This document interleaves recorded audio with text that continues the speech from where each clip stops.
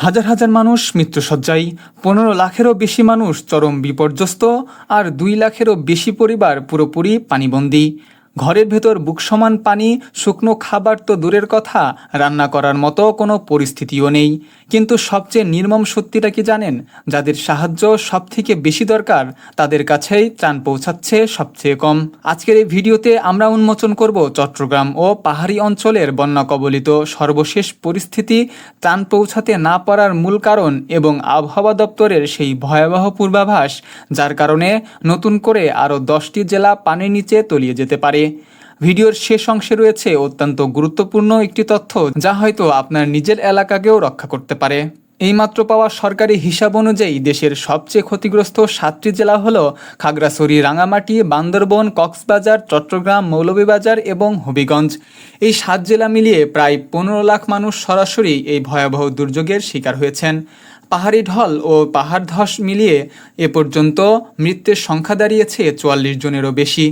এর মধ্যে সবচেয়ে ভয়াবহ ও শোচনীয় অবস্থা বন্দরনগরী চট্টগ্রামের।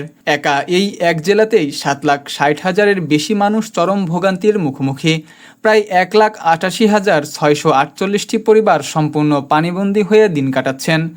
জেলা ত্রাণ ও পুনর্বাসন কর্মকর্তার তথ্য মতে চট্টগ্রামেই এ পর্যন্ত 11 জন প্রাণ হারিয়েছেন এবং আহত হয়েছেন 12 জনেরও বেশি। এবার আসা যাক আজকের সবচেয়ে সাম্প্রতিক আপডেট। পরিস্থিতি কি উন্নতির দিকে নাকি অবনতি হচ্ছে? আবহাওয়া ও নদী পর্যবেক্ষণ কেন্দ্রের তথ্য বলছে, বৃহত্তর চট্টগ্রাম অঞ্চলের পরিস্থিতি পুরোপুরি স্বস্তিদায়ক না হলেও বান্দরবন, কক্সবাজার এবং চট্টগ্রাম শহরের কিছু নিচু এলাকা থেকে ধীরগতিতে পানি নামতে শুরু করেছে। আগামী 24 ঘন্টায় সাঙ্গু ও মাতামহুরি নদীর পানি আরও কিছুটা কমতে পারে। কিছু পরিবার ইতোমধ্যে নিজেদের কাদাযুক্ত ঘরে ফিরতে শুরু করেছেন। কিন্তু থামুন, এখানেই গল্প শেষ নয়।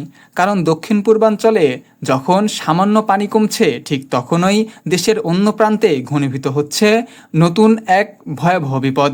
বন্যা পূর্বাভাস ও সতর্কীকরণ কেন্দ্রের সর্বশেষ বুলেটিন অনুযায়ী 7টি জেলায় প্লাবন চলমান থাকা অবস্থায় নতুন করে আরও 10টি জেলা চরম ঝুঁকিতে পড়েছে।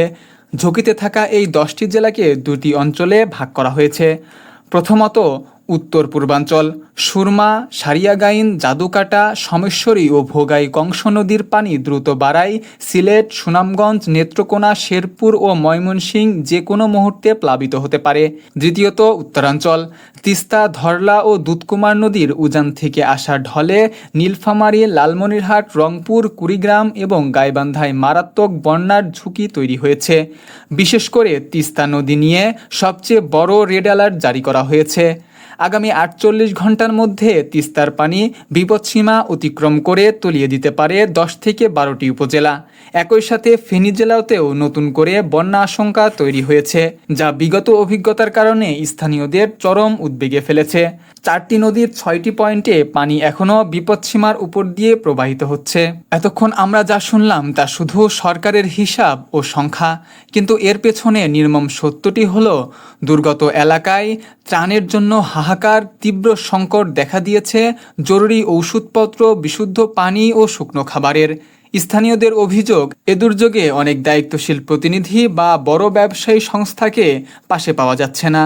তবে আশার আলো দেখাচ্ছে বাংলাদেশ সেনাবাহিনীর 10 ও 24 পদাতিক ডিভিশন 7টি উপজেলার রাত দিন টানা উদ্ধার ও ত্রাণ কার্যক্রম চালিয়ে যাচ্ছে।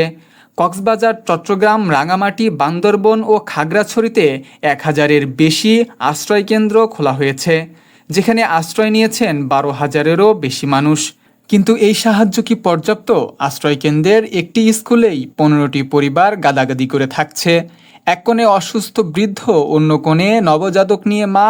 একটি পুচকি মেয়ে তার মাকে জিজ্ঞেস করলো, মা, আমরা কি আর কোনোদিন নিজেদের বাড়ি ফিরতে পারবো?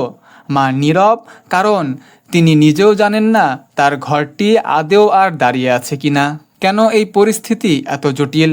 আবহাওয়াবিদরা জানাচ্ছেন, সক্রিয় মৌসুমে বায়ুর প্রভাবে রংপুর, ময়মনসিংহ, ঢাকা, চট্টগ্রাম ও সিলেট আরও ভারী থেকে অতি ভারী বৃষ্টি হতে পারে।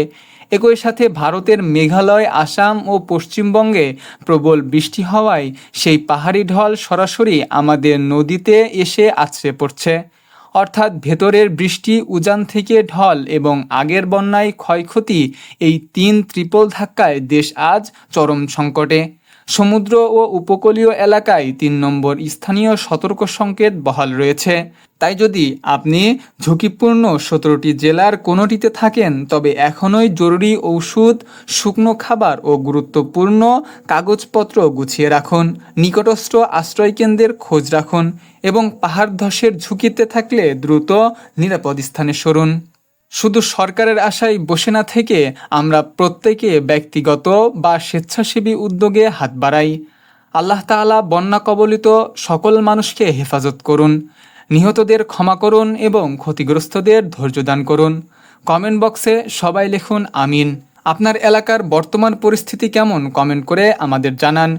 ভিডিওটি বেশি বেশি শেয়ার করুন যেন অন্যরা সতর্ক হতে পারে। তাজা আপডেট পেতে বিডি নিউজ 26 চ্যানেলটি সাবস্ক্রাইব করে বেল আইকনটি বাজিয়ে রাখুন। দেখা হবে পরবর্তী আপডেট খবরে। আল্লাহ হাফেজ।